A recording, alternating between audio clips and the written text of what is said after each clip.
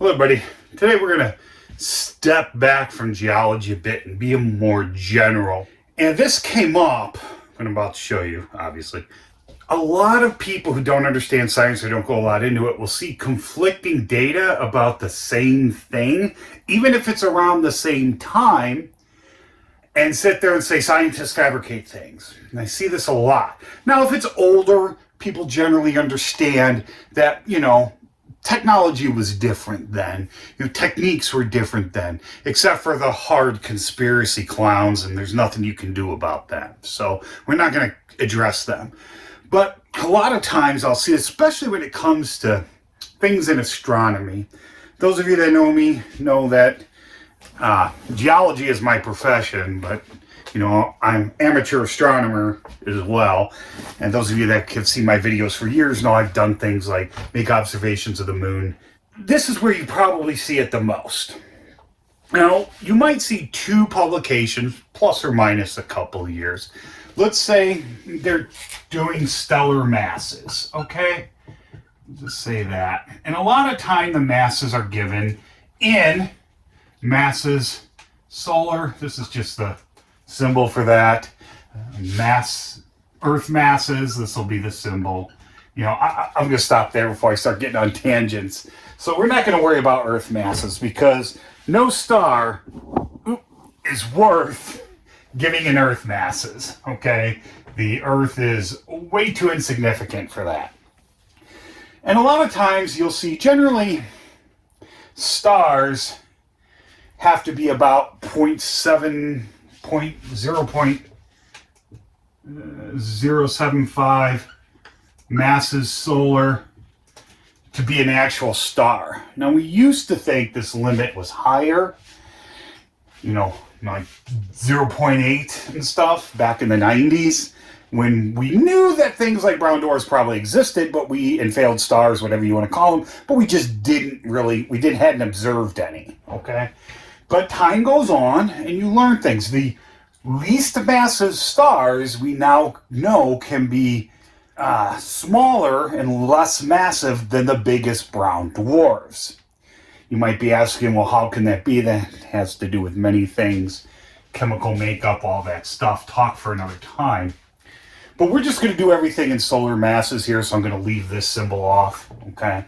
I don't want to confuse you with my sloppy writing.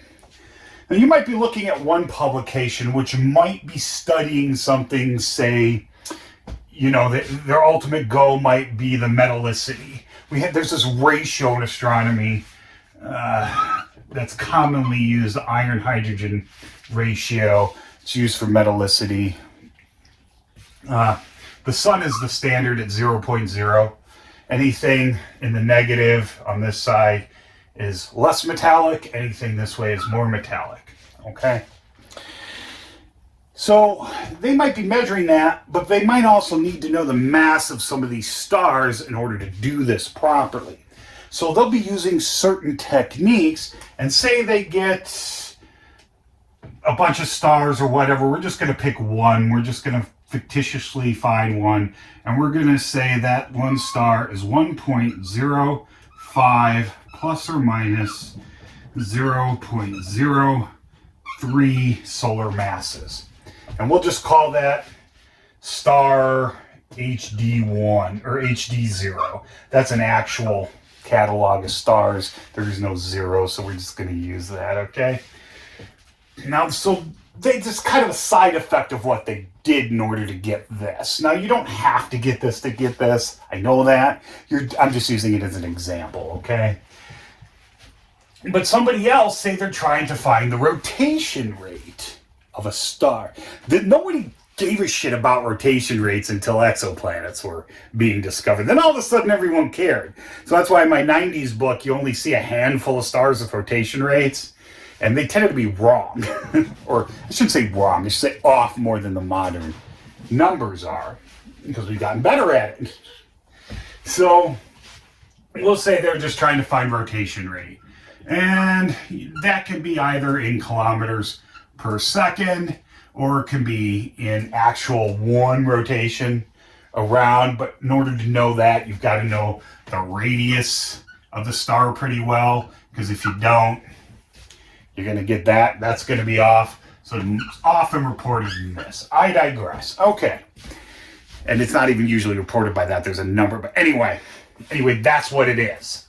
That's what they're actually reporting, although it's not listed on like that. All right. Anyway, so they also get the mass of the same star, HD 0. But their mass is 1.1325 plus or minus 0.0047.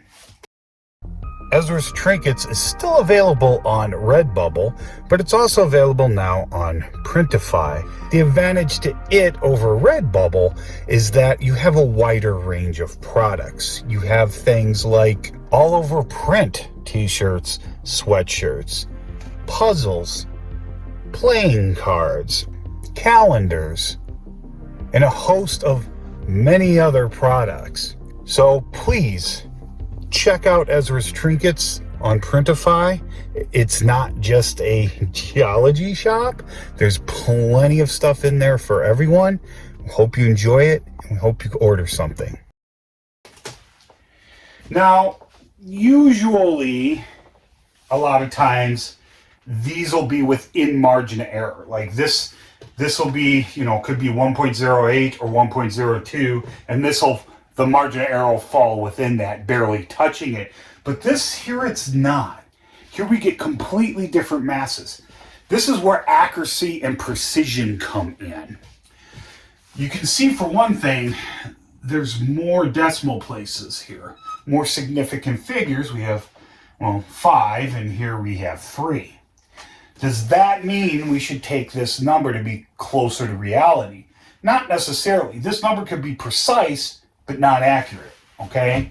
Just because you have a lot of decimal points after something doesn't mean it is. It also depends on how they got this number, all right? Is it from observation? Say this is from direct observation, and this is from calculation.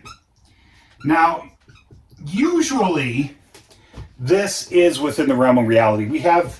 We've known some things that we could generically use to get massive stars for a long time. It's like the mass luminosity ratio, that we know that's not perfect, and as techniques have gotten better, it's even less perfect, but generally it's a good ballpark, okay? But if this is based off observation, I'm hoping this is the more accurate number, even though it's not as precise. Now, why are these numbers so different? And that could be for many reasons. This was from observation in order to get something related, not really, but in this example it is, to get this. So in order to get this, you need to have this very accurate, okay? This could just be a byproduct of this. With the rotation rates, we can kind of guess the mass, not guess, but calculate the mass, and this is what we get. Okay, even though these papers may come out the same year. So you got to be careful. This isn't scientists being shady or anything like that. It's not that at all. It's just you're getting something while looking for something else, or you're getting something that's not the primary focus and it's a side effect of something else you're getting. But you want to report it anyway. Now, they'll sit there on the paper and say it's a calculation. They'll say this is due to observation, but very little people actually read the fucking paper. They just go straight to the figures and numbers, all right? Because it can be a little wonky, especially if you don't know what you're looking at. And the language, I get that, okay? But, so that's why I'm here explaining this to you. So although this number is precise, it may not be accurate. It could be. It could be this is completely wrong. Their equipment could be not calibrated properly or whatever. So what do you do when you get this? And say you need to write that mass. Say you're, writing an astronomy statistics book. Well, you can sit there and you can do the luminosity mass ratio and see what number you get. And say you do that and you get 1.093 and a bunch of other numbers after. It doesn't matter. Now, that doesn't really help. It's kind of between these. So it's probably not that number either. But if it had been closer to this or this, you could have kind of picked one. But you got to mention why you did that. So you might go back in the literature. Because although technology has improved and stuff, it also depends on the observer.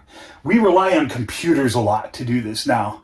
And computers themselves don't make mistakes. They do what they're programmed to do. And if the parameters programmed within them are not as precise to give you an accurate number, that it may not be precise or accurate. See what I'm saying? I hope that made sense. But say 50, 60 years ago, you had a guy with a telescope who'd been doing this for a very long. This is why the human factor is so important. And say he got 1.06, okay, with no margin of error because it was either so small or, you didn't have the significant figure confidence, all right? And say somebody else a little later got 1.09, and then you got 1.05, 1.04. You see where I'm going with this, okay? Now, we're not going to, you could get one out there that all of a sudden could have got like 125. I've seen that happen before, but we're not going to do that, okay? So, and that usually has to do with binaries, and stuff like that, not really knowing the inclination of the orbit, but I digress. So obviously, you got a bunch of literature behind you that supports this. So I would go with this, okay? I wouldn't even entertain this. You could mention it, whatever, but you got to know why they got these numbers. And I get it. If you're not a scientist and you weren't trained as a scientist, you're probably not going to understand why this happens. And in other disciplines of science, it doesn't happen as much, okay? But, observation's observation. There's direct human observation. We're flawed, but we're still a lot better than a lot of programs, okay? But there's some programs that can run rings around us, all right? And if you're not familiar with all that, if you're not in that world, you're not going to see that. You're not going to understand that. And I get that, okay? But just keep it in mind that just because you see conflicting data on something that's the same age, about the same number you're trying to look at, doesn't mean there's any conspiracy. It doesn't mean anyone's lying to you. It doesn't mean that no one knows what they're doing. That's not what any of that means, okay? I just wanted to do this as a quick video for you guys, and hopefully, come here, puppy. Hopefully you learned something.